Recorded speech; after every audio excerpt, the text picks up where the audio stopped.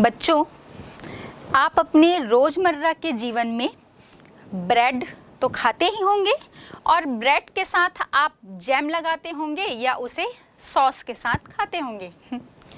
और चिप्स तो बच्चों को बहुत ही पसंद है। तो क्या आपने सोचा है कि ये चिप्स जो आप खाते हैं वो कहाँ बनती है, या जो आप सॉस खा रहे हैं वो कहाँ बन रही है, जैम कहाँ बनता है? ये जो हम जितने भी वस्तुओं की बात कर रहे हैं, चाहे वो ब्रेड हो गया, jam, sauce, chips, chocolates, biscuits, है ना, इनका रॉ मटेरियल जो है वो प्राथमिक क्रियाओं पर आधारित है। और जब ये प्रोसेसिंग होकर हम तक पहुंच रहे हैं तो द्वितीय क्रियाओं के माध्यम से जो है वो हम तक आ रहे हैं। या हम ये कहें कि जैसे हमने बात की सॉस की, तो सॉस, टोमेटो सॉस की हम बात कर रहे हैं, तो इसके लिए रॉ मटेरियल क्या है? टमाटर है। हम जैम की बात कर रहे हैं, जैसे हम एप्पल जैम बोल रहे हैं, तो एप्पल जैम को बनाने के लिए उसका रॉ मटेरियल या कच्चा माल जो है वो सेब है, एप्पल है। और जो चिप्स है वो पोटैटो चिप्स बनाई जा रही है आलू से, तो बनाना चिप्स बनाया जाता है केले से, आलू चिप्स बनाए जाते हैं आलू से। तो ये जो रॉ मटेरियल है वो आपके प्राथमिक क्रिया से संबंधित है। जो कच्चा माल है वो कृषि कार्य से मिल रहा है, चाहे हम केले की बात करें, टमाटर की बात करें, आलू की बात करें, या जब हम ब्रेड कह रहे थे तो गेहूँ। तो जब कोई भी प्राथमिक संसाधन होता है, या हम ये कहें कि प्राथमिक क्रिया से प्राप्त जो कच्चा माल है उसका रूप परिवर्तित करके, उसे संशोधित करके जब हम उसे और ज़्यादा उपयोगी बना देते हैं, तो इस बनाने की जो क्रिया है, उसे परिवर्तित करने की प्रक्रिया, उसे परिशोधित करने की प्रक्रिया, या और ज़्यादा उपयोगी बनाने की जो प्रक्रिया है, उसे हम सेकेंडरी एक्टिविटीज़ या द्वितीय क्रिया कहते हैं। इसे आप और अच्छी तरह से समझ सकते हैं, जैसे आप जो कपड़े पहनते हैं, आप कपड़े पहन रहे हैं, तो इसका कच्चा माल क्या है? कॉटन, कपास, जो कृषि कार्य से मिल रहा है, प्राइमरी एक्टिविटीज से। तो वो कपास जब रॉ मटेरियल है, कच्चा माल है, तब वो उतना ज़्यादा उपयोगी नहीं है। लेकिन जब उस कपास से धागे निकालकर सूत बनाकर उन धागों की बुनाई करके आपके लिए जो गारमेंट्स या रेडीमेड वस्त्र बनाए जा रहे हैं, तो जब वो वस्त्र के रूप में तैयार हो जा रहा है तो उसकी उपयोगिता जो है वो और ज़्यादा बढ़ जा रही है। या हम ये कहें कि कपास के रूप में वो उतना यूज़फुल नहीं है, लेकिन उससे जब हमने वस्त्र तैयार कर लिया तो वो और ज़्यादा उपयोगी हो गया। तो इस प्रकार बच्चों, आप समझ ही गए होंगे कि जब भी हम जो प्रकृति से जो संसाधन हमें मिलते हैं, उन सभी का जब सीधे रूप में हम प्रयोग करते हैं, सीधे रूप में प्रयोग मतलब गाय या भैंस जो है वो दूध दे रही है और उस दूध को हम वैसे ही डायरेक्ट पी रहे हैं, तो प्रत्यक्ष उसका उपयोग कर रहे हैं हम।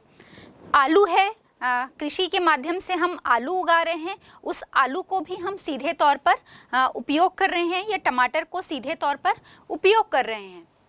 तो ये हो गया, ये सारी जो क्रियाएं हैं जिसका हम सीधे तौर पर प्रयोग करते हैं, वो समस्त प्रकृति द्वारा दिए गए संसाधन जिनका सीधे तौर पर प्रयोग किया जाता है प्रत्यक्ष रूप में, बिना किसी उसमें किसी भी प्रकार के परिवर्तन के, तब हम उसे प्राथमिक क्रिया कह रहे हैं। लेकिन इन्हीं जो प्राकृतिक संसाधन हैं, इनको हम इनका चेंज करके, इसमें इनका रूप परिवर्तन करके, साफ करके, परिष्कृत करके, या इसका जब रूप बदलकर इनका उपयोग करते हैं, या रूप बदलने की क्रिया को हम कह सकते हैं कि ये सेकेंडरी एक्टिविटीज़ या द्वितीय क्रिया है। जैसे कि और एग्जाम्पल हम लेते हैं बच्चों, खेत में धान उगाई जा रही है, ये तो आपने देखा ही होगा। तो क्या इस धान को हम सीधे तौर पर उपयोग करते हैं? नहीं, इसे हम प्रोसेसिंग के द्वारा प्रोसेस करके हम इसका रूप परिवर्तन करते हैं और चावल बनाते हैं। और जब हम धान को चावल के रूप में परिवर्तित करते हैं तब चावल को हम सीधे तौर पर उपयोग करते हैं। तो ये धान से चावल बनाने की प्रक्रिया क्या हो गई? सेकेंडरी एक्टिविटीज या द्वितीय क्रिया। और एक एग्जाम्पल, अभी हमने देखा कि गाय या भैंस के दूध को जब हम सीधे तौर पर प्रयोग कर रहे हैं तब तो ये प्राइमरी एक्टिविटीज है, लेकिन जो आप पनीर खाते हैं और जो बाजार से आप पनीर लेकर आ रहे हैं तो ये पनीर डायरेक्ट नहीं मिला है, इस दूध से प्रोसेसिंग करके फिर पनीर बनाया गया है। पनीर में मतलब दूध का रूप परिवर्तित करके पनीर बनाया गया है। तो जब वो पनीर के रूप में हमारे सामने आता है तो वो सेकेंडरी एक्टिविटीज़ है या द्वितीय क्रिया है। ठीक उसी प्रकार जो हमने कहा आलू तो प्राइमरी एक्टिविटीज़ है, लेकिन जब हमने इससे चिप्स बना लिया या टमाटर से हमने सॉस बना लिया तो ये क्या हो गया? Secondary activities. बच्चों, आप सभी ग्रामीण परिवेश से हैं और आपने अपनी फसलों में धान को तो देखा ही होगा, लेकिन क्या धान का हम सीधे प्रत्यक्ष तौर पर इसे उपयोग करते हैं? नहीं। जब हम धान को चावल के रूप में परिवर्तित करते हैं तो ये सेकेंडरी एक्टिविटीज़ में हो गया या सेकेंडरी एक्टिविटीज़ में आ गया। मतलब धान का रूप परिवर्तित हो गया चावल के रूप में। धान का रूप परिवर्तित कर दिया हमने चावल के रूप में, और जब धान से प्रोसेसिंग करके उसे चावल बनाया गया तो ये हमारी द्वितीय क्रिया हो गई या सेकेंडरी एक्टिविटीज़ हो गया। और आप बहुत अच्छी तरह से परिचित होंगे जब इस चावल से हम चावल को आटे के रूप में परिवर्तित करते हैं फिर से, तो हमारी बहुत सारी छत्तीसगढ़ी डिशेस जो हैं वो आपके इस आटे से बनती है। फिर हम बात कर लें फरा हो गया, या चीला भी आपको बहुत पसंद होगा, या चावल आटे से बनाई गई पूड़ी चौसेला भी आप बहुत खाते होंगे। तो हमने इस धान का रूप परिवर्तित कर दिया चावल में, और उस चावल से चावल के आटे से हमने इतनी सारी डिशेस बना ली। अभी हाल फिलहाल में होली गई है और आपने उसकी मीठी डिश चावल से बनाई गई देहरौरी भी खाई होगी जो आपको बहुत पसंद होगी। तो कहने का मतलब ये है कि जब हम जो प्राकृतिक संसाधन है, जैसे हमने एग्जाम्पल लिया धान का, तो इसका हमने अनेक प्रकार से रूप परिवर्तित कर दिया और उसे और ज़्यादा यूज़फुल और वैल्यूएबल उसका मूल्य बढ़ाते हुए मूल्य में भी हमने उसका परिवर्तन कर दिया। अभी गर्मी के मौसम है और इस गर्मी के मौसम में दही खाना किसे नहीं पसंद है या मठा पीना किसे नहीं पसंद। तो अभी हमने कहा ना कि जब गाय का दूध हम सीधे तौर पर प्रयोग कर रहे हैं तब तो वो प्राइमरी एक्टिविटीज़ हो गया, लेकिन जब इसी दूध को इस दूध से हम दही बनाते हैं और दही से जब हम इसे मठा के रूप में परिवर्तित करते हैं या इस दूध को हमने पनीर भी बना लिया, तो इतने सारे दूध के ही हमने रूप में परिवर्तन कर दिया। और ये सारे किस प्रोसेस से होंगे? सेकेंडरी एक्टिविटीज़ से। चाहे सेकेंडरी एक्टिविटीज़ के लिए ज़रूरी नहीं है कि ये किसी कारखाने या उद्योग में ही उस प्राकृतिक संसाधन का रूप परिवर्तन किया जाए।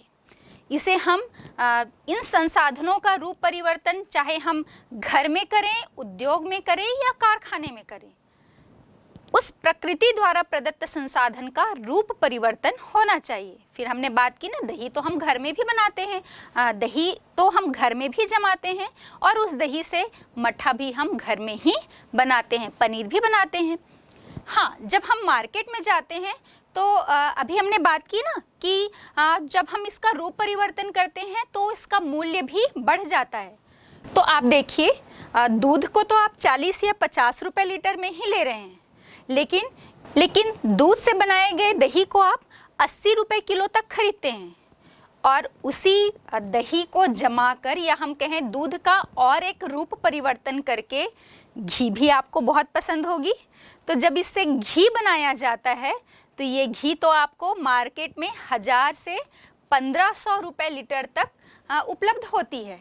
तो आप देखिए कि इस 50 रुपए की चीज़ का रूप परिवर्तन जब किया गया तो वो कितने मूल्य का हो गया, 1000 से 1500 रुपए तक का मूल्य जो है वो उसका बढ़ गया।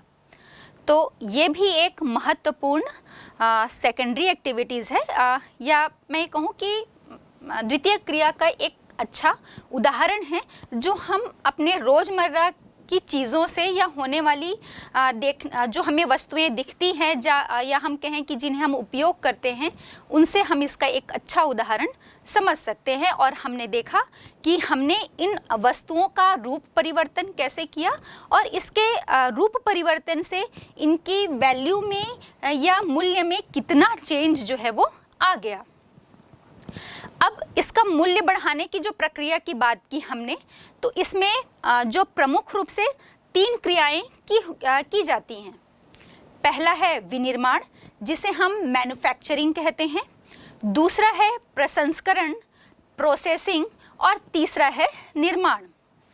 विनिर्माण की जब हम बात कर रहे हैं तो इसमें ले सकते हैं हम, जैसे कॉटन से आपने सूती वस्त्र का निर्माण कर लिया, घर में जो आप छोटी सुई से लेकर बड़े ट्रैक्टर या हल या हम कहें कि जो भी मशीन का हम प्रयोग करते हैं वो सब किससे बनाए जाते हैं, इस्पात से।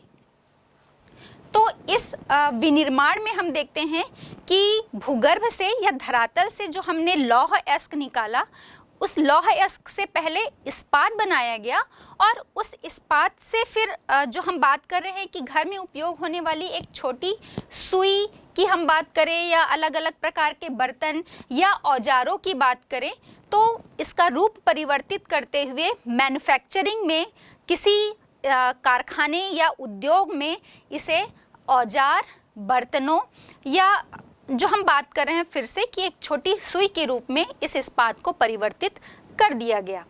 तो ये हो गया आपका विनिर्माण या मैन्युफैक्चरिंग। पहले के समय में जो था विनिर्माण का अर्थ, जब हम किसी भी चीज़ का रूप परिवर्तन हाथ से करते थे तो उसे विनिर्माण कहा जाता था। लेकिन अब वर्तमान समय में हम देख रहे हैं कि हाथ से जो काम किए जाते हैं उन सभी की जगह जो है वो मशीन ने ले ली है। तो चाहे हम हाथ से करें या मशीन से वो कार्य किया जाए, विनिर्माण के कैटेगरी में आता है। तो जैसे एक एग्जांपल हम देखते हैं कि मान लो हम मार्केट में कोई कॉटन सिल्क की साड़ी देख रहे हैं, या आप जो कपड़े पहन रहे हैं जो या तो वो प्योर कॉटन के हो सकते हैं या सिंथेटिक कपड़ा भी हो सकता है। अगर हम कॉटन सिल्क की बात कर रहे हैं तो कॉटन सिल्क में क्या होगा, उसमें 2 टाइप की जो चीज़ें हैं वो देखने को मिलेगी। एक तो कॉटन का भी धागा होगा और एक सिल्क का भी धागा जो है वो उपयोग किया जाएगा। तो उसके लिए रॉ मटेरियल कहाँ से मिला, एक तो कपास से भी मिला और दूसरा सिल्क से। ये दोनों से पहले रेशे तैयार किए गए, रेशे से धागा बनाया गया और उससे फिर रेडीमेड वस्त्र जो हैं वो तैयार किए गए। ठीक उसी प्रकार जैसे भूगर्भ से पहले लौह अयस्क निकाला गया, लौह अयस्क को प्रोसेसिंग करके इस्पात बनाया गया, साफ किया गया, उसे परिष्कृत किया गया और उसके बाद उससे इस्पात बनाया गया। और उस इस्पात में फिर ज़रूरत के हिसाब से चीज़ें मिलाकर एक सुई से लेकर बड़े बड़े उपकरण या जो औजार हैं वो बनाए जाते हैं। तो ये हो गया मैन्युफैक्चरिंग या विनिर्माण। दूसरी क्रिया होती है प्रसंस्करण या जिसे हम बोलते हैं प्रोसेसिंग। प्रोसेसिंग स्पेशली जब हम बात करते हैं किसी खाद्य पदार्थ के संदर्भ में होता है या रूप परिवर्तन करने की प्रक्रिया हम कह सकते हैं। जैसे भी हमने एग्जाम्पल लिया था ना कि दूध को हम प्रोसेसिंग करके दही बनाए और दूध से ही प्रोसेसिंग करके हमने पनीर का जो है वो निर्माण किया। तो ये क्या हो गया आपका प्रोसेसिंग या प्रसंस्करण। और तीसरा जो होता है वो निर्माण है। जैसे कोई ब्रिज का निर्माण किया गया, बांध का निर्माण किया गया, सड़कों का निर्माण किया गया। तो ये 3 जो हैं वो प्रमुख क्रियाएं होती हैं द्वितीय क्रियाओं के अंतर्गत। अब हम ये देखते हैं कि जो ये प्रक्रियाएं की जाती हैं इसकी सामान्य विशेषताएं क्या होती हैं, चाहे हम हाथ से करें या फिर मशीन से करें। तो प्रमुख रूप से इनकी विशेषता देखेंगे, शक्ति या पावर का उपयोग जो है वो किया जाता है। दूसरी विशेषता होती है मशीनरी का प्रयोग किया जाता है। और तीसरा जो है मानक वस्तुओं का उत्पादन किया जाता है, एक स्टैंडर्ड चीज़ें जो हैं वो बनाई जाती हैं। जैसे कि आप कपड़े ही पहनते हैं तो उसमें एक अलग अलग स्टैंडर्ड साइज होते हैं, एस साइज होगा, एम साइज होगा, एल, एक्सएल, है ना। तो ऐसा नहीं भाई कि कुछ भी चीज़ें बना दी, स्टैंडर्ड चीज़ें ही जो हैं वो बनाई जाती हैं। फिर हम देखते हैं कि कोई भी जो एक प्रकार की वस्तु है, कोई भी जो वस्तु या पदार्थ बनाया जा रहा है, उसका विनिर्माण किया जा रहा है, वो एक ही नहीं होती, उसका वृहद या विशाल स्तर पर जो है वो पैमाना, विशाल पैमाने पर उसे बनाया जाता है। जैसे ये एक पेन है, या हम कॉपी का ही एग्जाम्पल ले लें, तो ये एक पेन या कॉपी जो है वो सिर्फ एक आपके लिए ही नहीं बनाई गई है, इसका बहुत बड़े पैमाने पर उत्पादन किया गया है और एक आपके साथ साथ ये कई लोगों के लिए उपलब्ध है। तो कहने का मतलब ये है कि जो उत्पादन इसमें किया जाता है वो छोटे स्तर पर ये नहीं किया जाता, या एक दो वस्तुएं ही इसमें नहीं बनाई जाती, इसमें बहुत वृहद स्तर पर जो है वो इसका उत्पादन किया जाता है। अब हम बात करते हैं जो आधुनिक विनिर्माण है, मतलब वर्तमान समय में हम कह रहे हैं ना भाई कि जो लौह या इस्पात युग की हम बात कर रहे हैं, जो वर्तमान औद्योगिक समय में ले ली गई है। पहले हमने बात किया था भाई कि आदि मानव था, आदि मानव ने सबसे पहले जब पत्थरों का उपयोग करना सीखा, तो उससे पत्थरों के उपयोग से उसने बहुत सारे जो औजार या अपने उपकरण बनाए। तो चूँकि उस समय पे ज़्यादा पत्थरों का यूज़ हो रहा था, उपयोग हो रहा था, इसलिए हम उसे पाषाण युग कहते थे। फिर धीरे धीरे उसका स्थान जो है वो ताम्र युग ले लिया, या जब हम कहें कि तांबे की खोज की गई और उसका उपयोग बढ़ा, और उस समय पे हम देखते हैं कि ज़्यादातर जो है वो बर्तन या औजार बनाने के लिए ही ये सारे चीज़ें जो है वो प्रयोग की जाती थी। तो उसके बाद ताम्र युग आया, कांस्य युग आया, फिर लौह युग आया, लोहे की खोज कर ली गई, और अब वर्तमान में इस लौह युग की जो जगह है वो इस्पात युग के नाम से हम इसे जानते हैं, क्योंकि कोई भी चीज़ जो है वो बिना इस्पात के उपयोग के संभव नहीं है। और स्पेशली जब हम इस औद्योगिकरण के समय की बात करें तो इसमें तो और भी हम कल्पना नहीं कर सकते। तो इसीलिए हम कह रहे हैं जो आधुनिक विनिर्माण है, आधुनिक विनिर्माण की क्या क्या विशेषताएं होती हैं, इस पर हम थोड़ी चर्चा कर लेते हैं। तो पहला हम देखते हैं कौशल विशिष्टीकरण। कौशल विशिष्टीकरण का मतलब होता है, कौशल से हम समझ सकते हैं स्किल। आप बोलते हैं ना कि स्किल डेवलपमेंट प्रोग्राम है, आपके कौशल को, आपकी दक्षता को उभारने के लिए कार्यक्रम रखा गया है।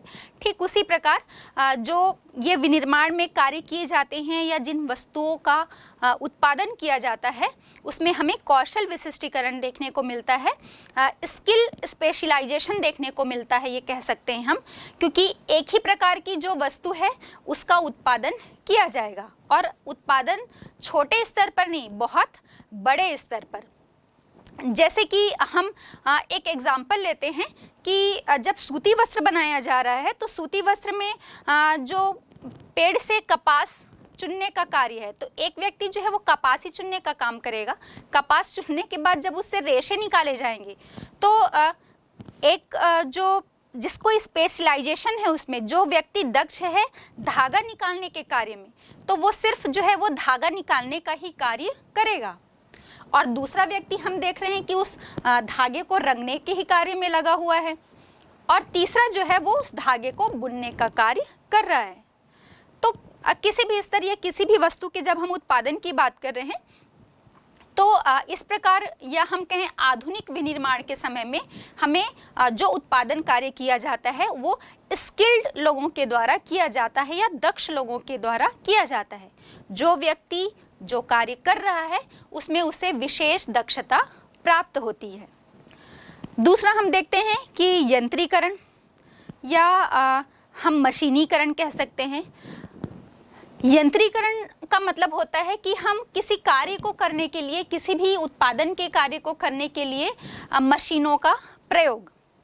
और अभी हाल फिलहाल में तो हम देखते हैं कि हमारे साइंस एंड टेक्नोलॉजी ने इतनी तरक्की, इतनी उन्नति कर ली है कि आजकल आप घर बैठे ही मतलब घर के अंदर हैं और आप एक बटन दबाकर अपनी कार को लॉक कर देते हैं, है ना। अपने बेड पर आप सोए हुए हैं और वहीं से आप रिमोट से एसी का बटन, एसी चालू कर रहे हैं या बंद कर रहे हैं, टीवी चालू कर रहे हैं, बंद कर रहे हैं, है ना।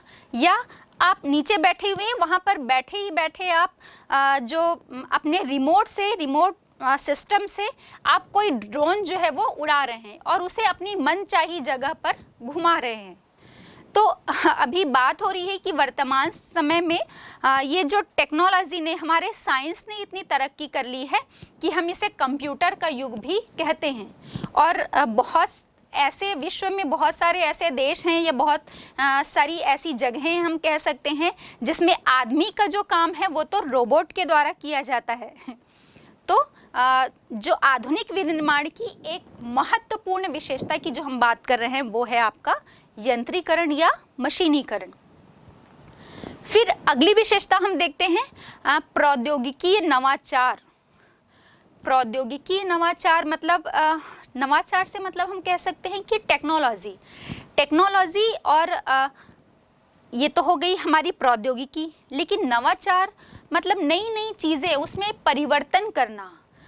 एक शब्द आपने सुना होगा, रिसर्च करके हम क्या कहते हैं कि कोई अनुसंधान हम कर रहे हैं, रिसर्च कर रहे हैं किसी चीज़ पर और उसमें नई नई जो चीज़ें हो सकती हैं, जो पॉसिबिलिटीज़ हैं, उसको हम लेकर आते हैं। तो इस प्रौद्योगिकी नवाचार जो हम कह रहे हैं, इसके माध्यम से हम कह सकते हैं कि क्या क्या चीज़ें इसके अंतर्गत आती हैं। तो पहला तो है जो शोध है, जो हम रिसर्च की बात कर रहे थे, इस शोध को और विकसित तरीके से विनिर्माण की जो गुणवत्ता है, जो चीज़ें बनाई जा रही हैं, जो उत्पादन किए जा रहे हैं, उसकी क्वालिटी में और ज़्यादा चेंज लाने के लिए जो इसके माध्यम से हम कह सकते हैं कि इसको कंट्रोल किया जाता है। हम मान लो एक पेन ही बना रहे हैं ना, तो उस पेन की क्वालिटी को हम और कैसे बेहतर बना सकते हैं। या हम ये कहें कि जैसे आप मोबाइल यूज़ करते होंगे, तो मोबाइल में क्या था, पहले आपका कीपैड वाला मोबाइल था, अब आप स्मार्टफोन यूज़ कर रहे हैं और अब तो आईफोन आ गया। तो क्या हो रहा है, इसमें निरंतर जो है वो रिसर्च किए जा रहे हैं, शोध किए जा रहे हैं कि इसकी क्वालिटी को और बेहतर जो है वो कैसे बनाया जाए। तो ये प्रौद्योगिकी नवाचार की एक महत्वपूर्ण विशेषता है, या हम ये कहें कि इसके अंतर्गत ये कार्य किया जाता है, जिससे हम उत्पादन की जो गुणवत्ता है, क्वालिटी है, उसमें निरंतर सुधार कर पाएँ। फिर हम देखते हैं कि यदि उत्पादन हो रहा है तो उससे वेस्ट मटेरियल जो है वो तो निकलेंगे ही। तो इन अपशिष्टों से एक बहुत बड़ी समस्या जो है वो हमारे एनवायरनमेंट को भी वर्तमान समय में और ज़्यादा इससे जूझना पड़ रहा है।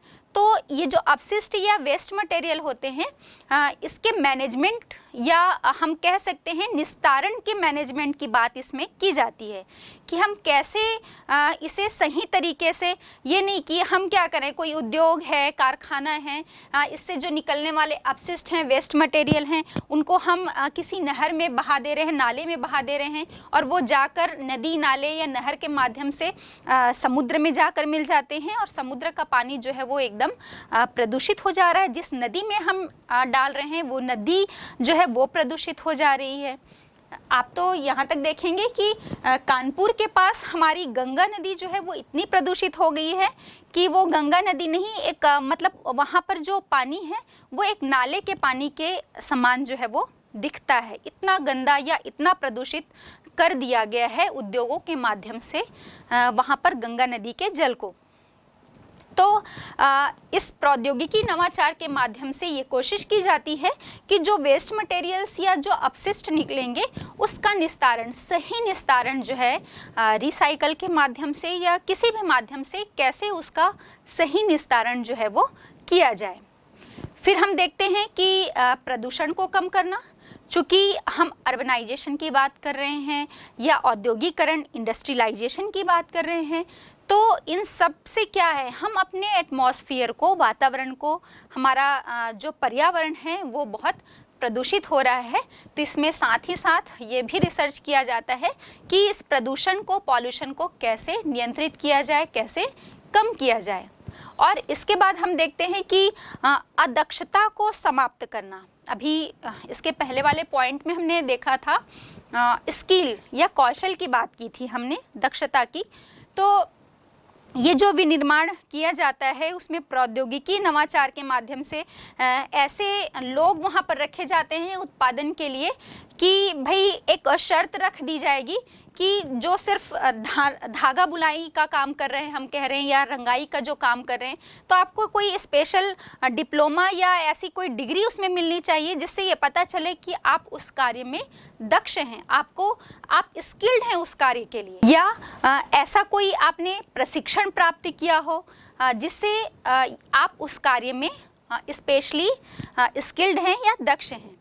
तो प्रौद्योगिकी नवाचार के माध्यम से इस अदक्षता को भी समाप्त करने की कोशिश की जाती है। फिर अगला हम देखते हैं संगठनात्मक ढांचा एवं स्तरीकरण। तो जब हम संगठनात्मक ढांचे की बात करते हैं तो ये देखते हैं कि ढांचा, कोई भी उत्पादन कार्य जो कर रहा है या विनिर्माण जो किया जा रहा है उसमें क्या क्या चीज़ें लगती हैं, है ना। हालांकि हमने पहले भी इन सारे पॉइंट्स पर हमने बात कर ली है, लेकिन स्पेशली इस पर थोड़ा अलग और चर्चा करने की आवश्यकता इसलिए है कि आपके बोर्ड परीक्षा में एक शॉर्ट आंसर में ये पूछा जा सकता है कि आधुनिक विनिर्माण उद्योग में संगठनात्मक ढांचा और स्तरीकरण की क्या विशेषताएं हैं। तो उसमें भी आपको ये सारी चीज़ों को बताना चाहिए, जिसमें हम देखते हैं कि जटिल प्रौद्योगिकीकरण या हम ये कहें कि जटिल प्रौद्योगिकी यंत्र, जो भी उसमें जो उपकरण प्रयोग किए जाते हैं, जो टेक्नोलॉजी प्रयोग की जाती है वो हाई लेवल की होती है। और इससे इस हाई लेवल की जो टेक्नोलॉजी है उसका प्रयोग करके ये कोशिश की जाती है कि ज़्यादा से ज़्यादा उत्पादन कम समय में कैसे प्राप्त किया जा पाए। फिर हम देखते हैं कि इस ढांचे में अधिक पूंजी की भी आवश्यकता होती है। जब हम एक हाई लेवल की टेक्नोलॉजी या उपकरणों का प्रयोग कर रहे हैं तो नेचुरली है कि हमको उसमें पैसों की या पूंजी की जो है वो बहुत अधिक मात्रा में आवश्यकता होगी। फिर देखते हैं विशिष्टीकरण, और इसके साथ ही साथ श्रम विशिष्टीकरण। मतलब स्किल्ड चीज़ें तो मिल ही रही हैं और साथ ही साथ उस चीज़ को बनाने के लिए जो लेबर या जो श्रमिक उसमें कार्य कर रहे हैं या जो श्रमिक उसको बना रहे हैं, उसमें हम ये देखते हैं कि वो श्रमिक या लेबर जो है वो उस कार्य करने में बहुत दक्ष हैं। अभी हमने बात की थी ना कौशल विशिष्टीकरण की। तो स्किल्ड लोग, प्रशिक्षण प्राप्त लोग ही जो हैं या डिग्री या डिप्लोमाधारी स्पेशल, जब हम किसी पर्टिकुलर उस चीज़ की बात कर रहे हैं तो उसमें वो स्किल्ड होते हैं और उन्हीं लोगों को वो कार्य दिया जाता है।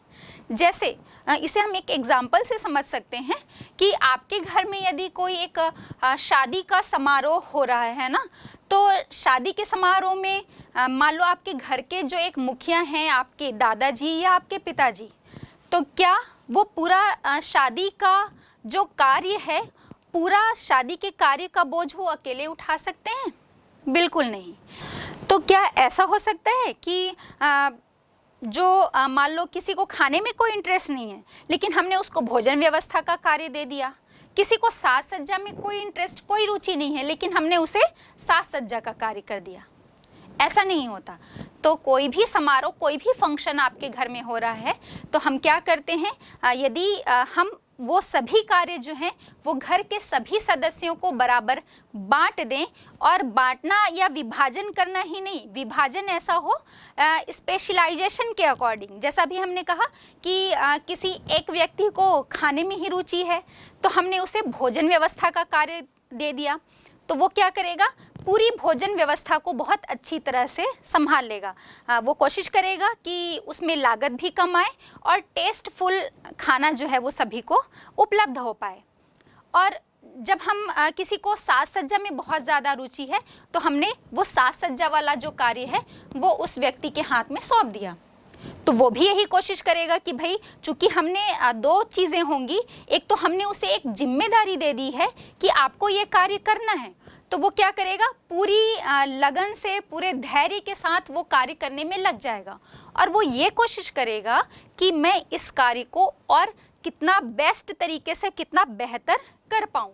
और इसके लिए वो उसके द्वारा ये कोशिश की जाएगी कि वो कम से कम लागत पर एक बहुत अच्छी साज सज्जा वाली व्यवस्था दे पाए। तो ये कुछ हम घर में भी देखते हैं, और चाहे ये घर की बात हो या हम शासन के संदर्भ में भी बात करें, हर जगह हम देखेंगे कि जब हम कार्य का विभाजन कर देते हैं और कार्य का विभाजन जो है वो हम उन्हीं लोगों को करते हैं जिसे उस कार्य में विशिष्टीकरण प्राप्त है, वो स्किल्ड हैं, तो वो कार्य जो है वो बहुत बेहतर तरीके से होता है। और यही चीज़ हम जो विनिर्माण है, आधुनिक विनिर्माण की जो हम बात करते हैं, उसमें संगठनात्मक ढांचा और स्तरीकरण, इस स्तर पर भी हम इस चीज़ को देखते हैं जिससे हम बेहतर विनिर्माण जो है वो प्राप्त कर पाते हैं। इसके साथ ही साथ हम देखते हैं बड़ा संगठन स्तर होता है। बड़ा संगठन स्तर कह सकते हैं हम, जैसे आपका स्कूल है ना, अब उस स्कूल में भी हम देखते हैं कि लेवलिंग हो रही है या स्तरीकरण हो रहा है ना। स्तरीकरण कैसे कि हर जगह एक अपर, मिडिल और लोअर है ना। तो अपर लेवल का जो व्यक्ति है वो क्या करेगा, पॉलिसीज बनाएगा, नीति बनाएगा कि किसी कार्य को करने के लिए बेहतर नीति क्या हो सकती है। मिडिल वाला जो व्यक्ति है वो क्या करेगा, वो जो पॉलिसी बनाई गई है अपर क्लास वाले से वो उसको लागू करेगा, फॉलो करेगा। और जो लोअर लेवल का व्यक्ति है वो उसे लागू करने के लिए वो कार्य करेगा। अभी हम एग्जाम्पल ले रहे थे आपके स्कूल का, तो स्कूल में हम देखते हैं कि जो आपके स्कूल के प्राचार्य हैं, प्रिंसिपल हैं, है ना, तो वो क्या करेंगे कि उन्हें अपने स्कूल या अपनी संस्था को बेस्ट बनाना है, तो उसके लिए क्या क्या पॉलिसीज़ होनी चाहिए जिससे वो अपनी संस्था को पूरे स्तर पर बेहतर बना पाएँ। तो इसके लिए वो कुछ पॉलिसीज़ बनाएंगे, और पॉलिसीज़ किस स्तर पर होंगी, उनके पढ़ाई के स्तर पर, उस शाला के साफ सफाई के स्तर पर हो सकती है। और ये तो हो गया अपर लेवल के, है ना, अधिकारी वर्ग हो गए वो। अब उसके बाद जो उस स्कूल के टीचर्स होंगे वो उसके लिए जो प्रिंसिपल ने पॉलिसीज़ बनाई हैं, जो नीतियाँ बनाई हैं, उसे लागू करने का काम करेंगे। और लागू तो वो करेंगे, और ये काम जब वो लागू करवाएंगे तो करेगा कौन। और जैसे साफ़ सफाई की व्यवस्था की बात कर रहे हैं हम, तो उस स्कूल के जो सफाई कर्मचारी हैं लो लेवल के, वो उस कार्य को करेंगे, है ना। जो बेहतर ऑफिशियल व्यवस्था जो है वो बेहतर होनी चाहिए, तो वो कार्य उस ऑफिस के क्लर्क या तृतीय वर्ग के कर्मचारी करेंगे। और रिजल्ट अच्छा चाहिए तो वो टीचर जो है वो बेहतर स्टडी तो करवाएगा ही, लर्निंग करवाएगा ही, लेकिन उस काम को कौन करेंगे, बच्चे। आप टीचर तो पढ़ा देगा, लेकिन आप जब तक हम कह सकते हैं अच्छी तरह से आप पढ़ाई नहीं करेंगे तो रिज़ल्ट तो बेहतर आ ही नहीं सकता।